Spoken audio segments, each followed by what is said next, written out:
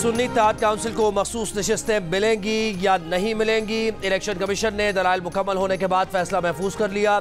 समाअत के दौरान सुन्नी इत्तेहाद काउंसिल के इलेक्शन कमीशन को लिखे गए खत का मामला सामने आ गया। चीफ इलेक्शन कमिश्नर ने कहा कि उनके सुन्नी इत्तेहाद काउंसिल का खत मौजूद है, जिसमें कहा गया है कि ना उन्होंने इलेक्शन लड़ा है और ना ही उन्हें मखसूस नशिस्तों की फहरिस्त देने की ज़रूरत है। Chief election commissioner Sikandar Sultan Raja का मखसूस नशिस्तों के केस में सुन्नी इत्तेहाद काउंसिल के वकील के दलाइल पर जवाब। चीफ इलेक्शन कमिश्नर ने सुन्नी इत्तेहाद काउंसिल का 26 जनवरी को लिखा गया खत भी बैरिस्टर अली जफर के हवाले कर दिया। चीफ इलेक्शन कमिश्नर ने कहा कि सुन्नी इत्तेहाद काउंसिल को मखसूस नशिस्तें नहीं चाहिए तो आप क्यों उन्हें मजबूर कर रहे हैं। बैरिस्टर अली जफर ने सुन्नी इत्तेहाद काउंसिल के खत से लाइल्मी का इजहार करते हुए कहा कि पीटीआई को सुन्नी इत्तेहाद काउंसिल ने ऐसे किसी खत का नहीं बताया था।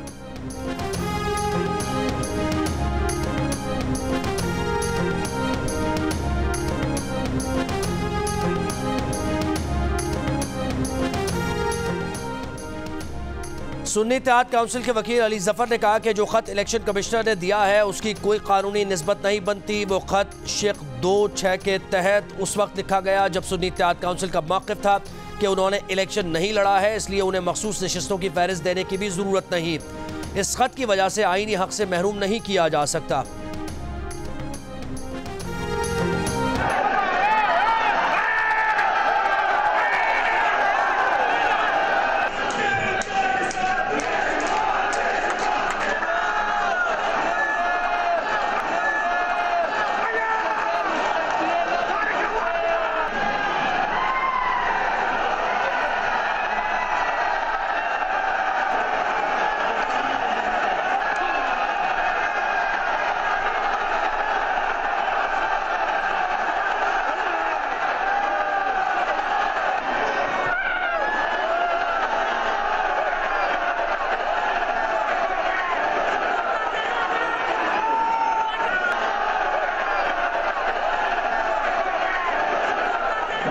के दिल से हाथ उठाता हूँ कि मैं खुलूस नीयत से पाकिस्तान का हामी और वफादार रहूंगा। खैबर पख्तूनख्वा असेंबली में धक्कम पेल, तल कलामी और बेनज़मी, लोटे और जूते चल गए, हंगामा आराई, शोर शराबा और नारे। बगैर पासेस गैलरी में घुसने के लिए ढींगा मुश्ती। गुंजाइश से ज़्यादा अफराद गैलरी में भर गए। नून लीग की रुकन सोबिया शाहिद ऐवान में मौजूद लोगों को घड़ी और लोटा उठाकर दिखाती रही। इस दौरान हॉल के अंदर से सोबिया शाहिद पर लोटा, खाली बोतल और जूते फेंके गए। स्पीकर मुश्ताक गनी सबको खामोश रहने की तलकीन करते रहे। इजलास में नौमुंतखब अरकान ने हलफ उठा लिया। स्पीकर और डिप्टी स्पीकर केपी असम्बली का इंतखाब कल होगा। बानी पीटीआई ने स्पीकर के लिए बाबर सलीम और डिप्टी स्पीकर के लिए सुरैया बीबी को नामजद कर दिया। इससे पहले स्पीकर के लिए असद कैसर के भाई आकिबुल्लाह को नामजद किया गया था। उनकी नामजदगी पर पार्टी में तहफ़्फ़ुज़ात सामने आए थे।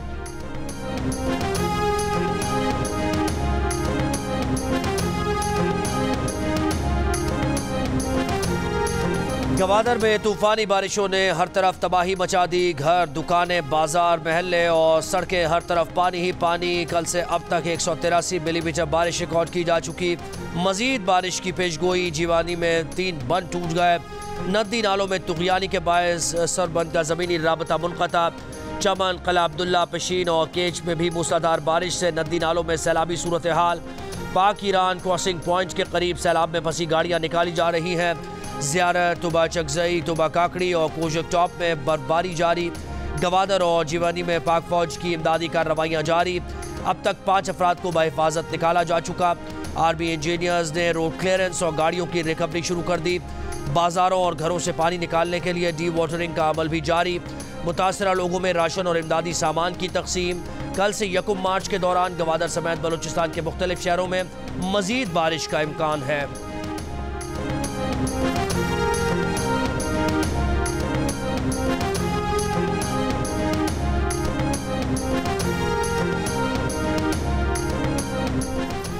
बलूचिस्तान पर असरअंदाज मगरबी हवाओं के सिलसिले में कल से शिद्दत का इम्कान। कल से 1 मार्च तक सिंध में मुख्तलिफ मकामात पर आंधी और बारिश की तवक्को। 1 मार्च को कराची, ठट्टा, बदीन, हैदराबाद में गरज चमक के साथ बारिश की पेशगोई। कराची में कहीं कहीं मूसलाधार बारिश का भी इम्कान। महकमा मौसमियात के मुताबिक 1 मार्च तक बलूचिस्तान के माहीगीर गहरे समंदर में न जाएं। सिंध के माहीगीर पेशगोई की मुद्दत के दौरान मुहतात रहें।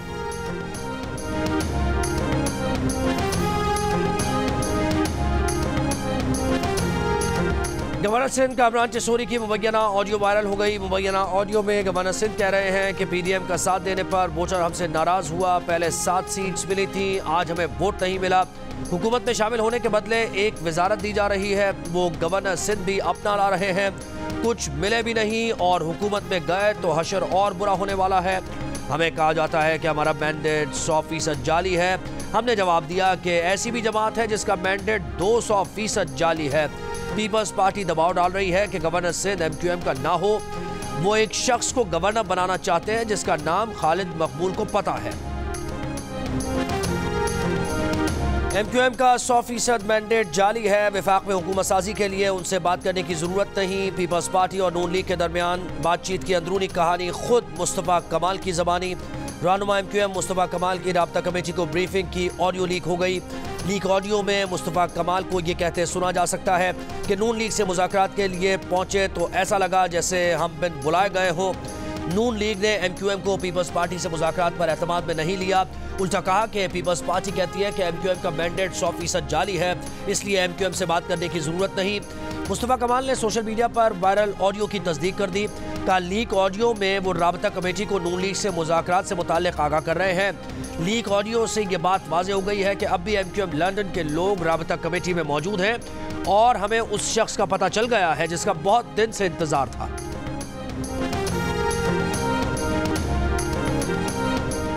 बलोच लापता तलबा की बाजियाबी के केस में निगरान वज़ीर आज़म अनवारुल हक काकड़ इस्लामाबाद हाई कोर्ट में पेश। जस्टिस मोहसिन अख्तर कियानी ने कहा, लोग लापता हो तो रियासत पर इल्ज़ामात लगते हैं। रियासती इदारों को काम भी करना है और जवाबदेह भी होना है।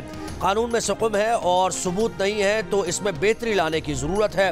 निगरान वज़ीर आज़म ने कहा कि निगरान हुकूमत का डोमेन नहीं था, मगर आने वाली हुकूमत से दरख्वास्त होगी कि इसे देखे। रियासत को आए दिन के इल्ज़ामात से निकालना होगा। उनका ताल्लुक बलूचिस्तान से है। नई रियासत की तश्कील के लिए मुसल्लह जद्दोजहद का सामना है। पूरी रियासत को मुजरिम तसव्वुर करना दुरुस्त नहीं। जस्टिस मोहसिन अख्तर कियानी ने कहा, कोई अदालत नॉन स्टेट एक्टर्स को तहफ़्फ़ुज़ देने का नहीं कह रही।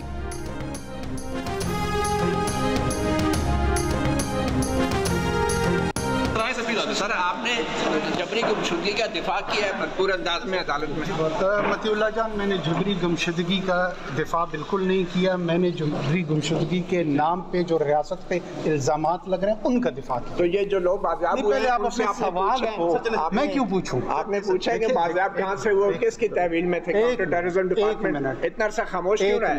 एक मिनट, ये आप फिर उसी इल्जाम को दोहराने की कोशिश करते हैं। आप पहले अपने सवालात को जब आप फ्रेम करते हैं, उसको भी सोचा करें। सर, आपसे पूछ के तो सवाल नहीं फ्रेम करने। जबरी गुमशुदगी का दिफा नहीं किया, जबरी गुमशुदगी के नाम पर रियासत पर लगे इल्जामात का दिफा किया। निगरान वज़ीर आज़म अनवारुल हक काकड़ की इस्लामाबाद हाई कोर्ट से वापसी पर मीडिया से गुफ्तगू। सहाफ़ी के सवाल के जवाब में कहा कि आप इस इल्ज़ाम को इल्हामी हैसियत देना चाहते हैं, जब इंक्वायरी कर लेंगे तो आपको बता देंगे।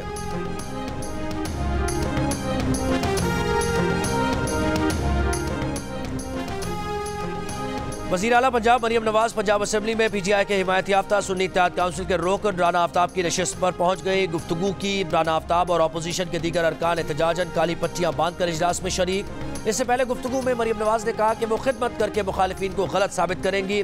उनका काम अवाम के लिए आसानियाँ पैदा करना है। उन पर मुश्किल आए तो बर्दाश्त कर लेंगी, लेकिन अवाम पर मुश्किल बर्दाश्त नहीं करेंगी।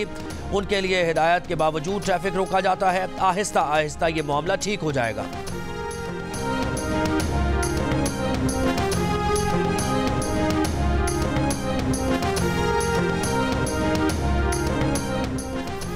बलूचिस्तान असम्बली का इजलास कुछ देर बाद। इजलास में नौमुंतखब अरकान हलफ उठाएंगे। बलूचिस्तान असम्बली के इजलास में मेहमानों के दाखिले पर पाबंदी है। असम्बली सेक्रेटेरिएट के मुताबिक पाबंदी अमन अमान की सूरत हाल और मुतवक्किअ एहतजाज की बिना पर आयद की गई।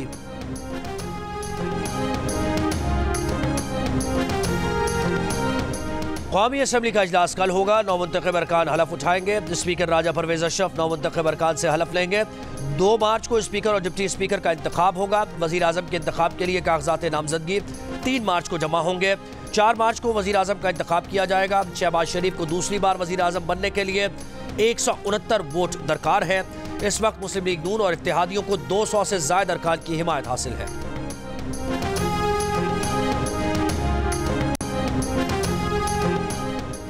पाकिस्तान में मुश्किल इस्लाहात के लिए नई मखलूत हुकूमत का इंतखाबी मैंडेट ज्यादा मजबूत नहीं, हुकूमत के लिए गैर यकीनी सूरत हाल बरकरार रहेगी। आलमी रेटिंग एजेंसी मूडीज ने खबरदार कर दिया, पाकिस्तान की आउटलुक मुस्तहकम लेकिन तवील मुद्दती CA3 रेटिंग बरकरार।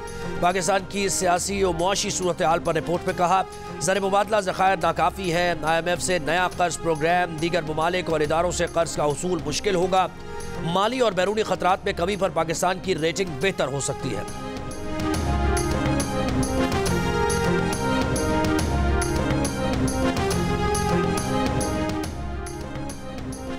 NA-15 मानसेरा में इलेक्शन के खिलाफ नवाज शरीफ की दरखास्त खारिज। इलेक्शन कमीशन की दरखास्त गुजार को इलेक्शन ट्रिब्यूनल से रुजू करने की हिदायत। रिटर्निंग ऑफिसर को 3 दिन में हतमी नतीजा मुरतब करने का हुक्म।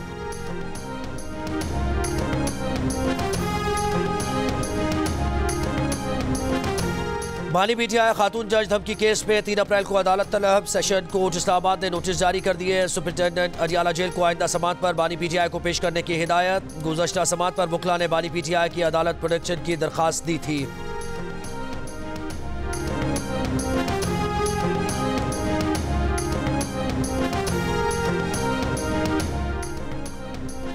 बानी PTI फैसल जावेद और असद उमर लॉन्ग मार्च तोड़फोड़ केस से बरी। इस्लामाबाद की जिला अदालत ने राजा खुर्रम नवाज, अली नवाज आवान की बरियत की दरखास्त भी मंजूर कर ली।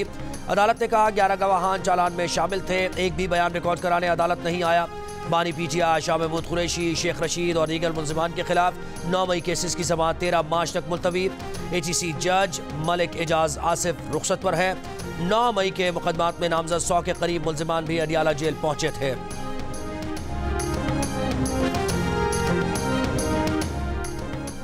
अमेरिका ने बानी PTI की जानिब से पाकिस्तानी सियासत में मुदाखलत के इल्जामात की एक बार फिर तरदीद कर दी। तर्जुमान अमरीकी महकमा खारजा मैथ्यू मिलर ने कहा, बानी PTI के इल्जामात गलत हैं और झूठे हैं। सिर्फ इतना कर सकता हूँ कि यहाँ खड़े होकर सच बोलूँ।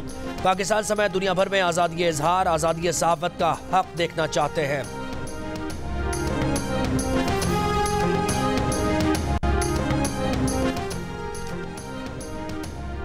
वज़ीर आला पंजाब मरियम नवाज ने एक माह में पंजाब में कूड़ा करकट की सफाई का टास्क दे दिया। ज़िले इंतजामिया और मुतल्लिक़ा इदारों को सफाई सुथराई यकीनी बनाने की हिदायत। सुथरा पंजाब इजलास की सदारत करते हुए एक माह के बाद देखूंगी कहा कि अमल कहाँ तक जारी रहा, कहाँ नहीं पहुँचा। टूटी गलियों, सड़कों पर गंदा पानी और उबलते गटरों से आवाम को निजात मिलनी चाहिए।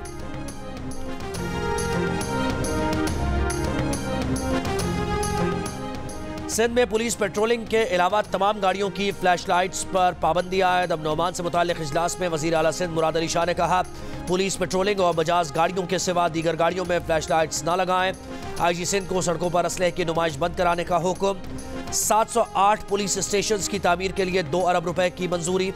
IG सिंध को मेरिट पर 25,000 खाली आसामियां पुर करने की हिदायत।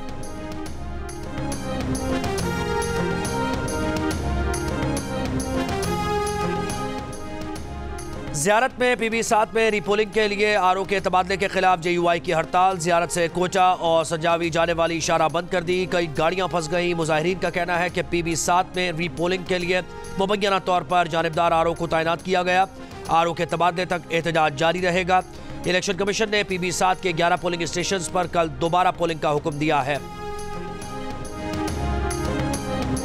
हम सूते पड़े हूँ, हाँ सूते पड़े, गाड़ी आगे चढ़ गई, बस गाड़ी आगे गो चढ़ गया होगा। 4 बंदा होगा बच गया, बस एक बहन, एक सासू, एक लड़का, बीजी लड़की बच गई। 4 बंदा, 5 बंदे को मेरे को धक्के लग गया।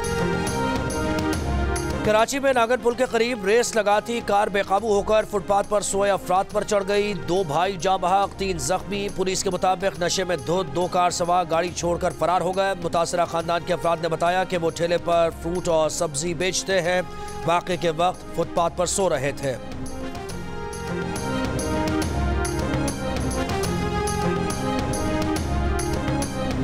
मियां चन्नू में government girls model high school के सामने तेज रफ्तार कार बेकाबू होकर तालिबात पर चढ़ गई। हादसे में एक तालिबा जाँ बहक और 2 शदीद जख्मी। कार ड्राइवर मौके से फरार। वज़ीर आला पंजाब मरियम नवाज का वाक़े का नोटिस। सोगवार खानदान से इज़हार ताज़ियत। जख्मी तालिबात को इलाज की बेहतरीन सहूलत फराहम करने की हिदायत।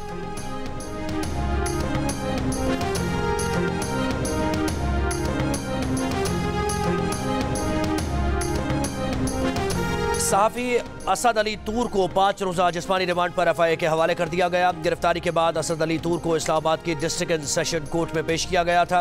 गिरफ्तारी पर human rights commission of Pakistan का इजहार तशवीश।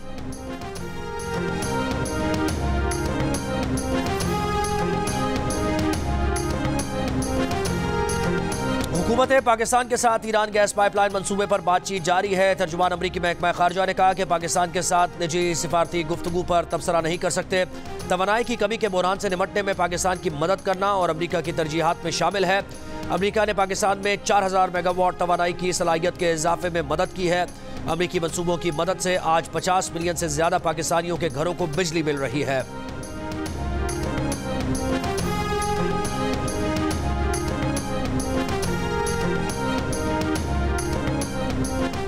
इसराइली फौज के रफा में रिहायशी मकामात पर हमले।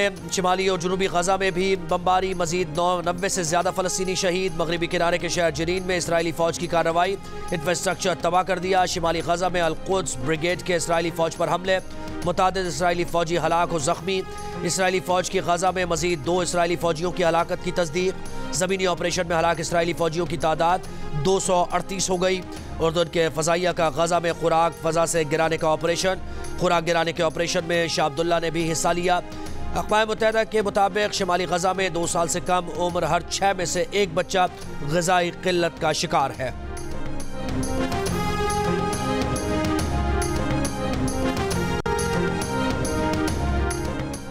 अमेरिकी सदर जो बाइडन कहते हैं कि सऊदी अरब इसराइल को तस्लीम करने को तैयार है। एक इंटरव्यू के दौरान बाइडन ने कहा वो कतर समेत 6 अरब मुल्कों से राबते में हैं।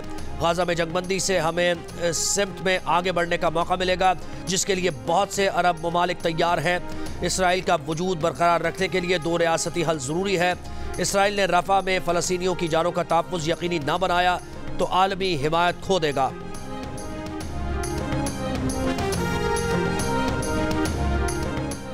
अमरीकी रियासत टेक्सास के जंगलात में आग वसी रकबा लपेट में आ गया। मुतादिद सड़कें बंद, कई इलाके धुएं की लपेट में आ गए। मुतासरा इलाकों से 5000 अफराद का इनखला।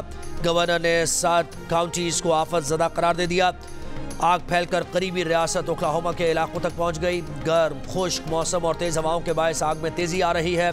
ऑस्ट्रेलिया की रियासत विक्टोरिया में हीट वेव के बायस जंगलात की आग मज़ीद फैलने का खतरा। मुतासरा इलाकों से 30,000 शहरियों को इनखला की हिदायत। मेलबर्न के करीब जंगलात की आग से वसी रकबा जलकर राख हो गया।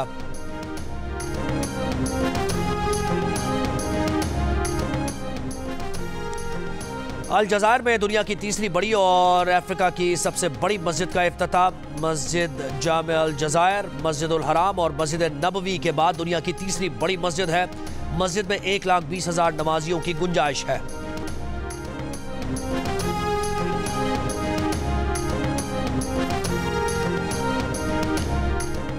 रवा साल फरवरी 29 दिन का होगा, यानी लीप ईयर होगा। साल 365 नहीं 366 दिन का होगा। लीप ईयर हर 4 साल बाद आता है। इससे पहले 2020 लीप ईयर था और 2024 के बाद अगला लीप ईयर 2028 को होगा। HBL PSL का मेला आज से कराची में सजेगा। इस्लामाबाद यूनाइटेड का मुकाबला कराची किंग्स से होगा।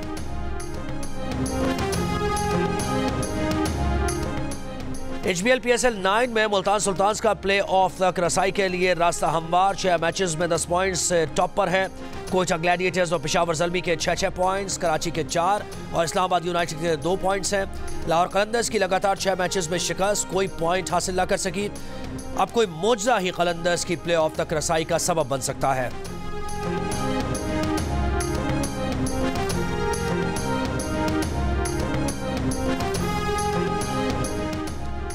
साबिक क्रिकेटर अब्दुल रज़्ज़ाक कहते हैं कि शाहीन आफरीदी का पहले आना गलती थी। लाहौर को टॉस जीतकर बॉलिंग ही करना चाहिए थी। क्रिकेटर कायनात इम्तियाज ने कहा कि उसामा ने अच्छी इनिंग्स खेली। देखिए प्रोग्राम हारना मना है, रोजाना रात 11 बजे सिर्फ जियो न्यूज पर।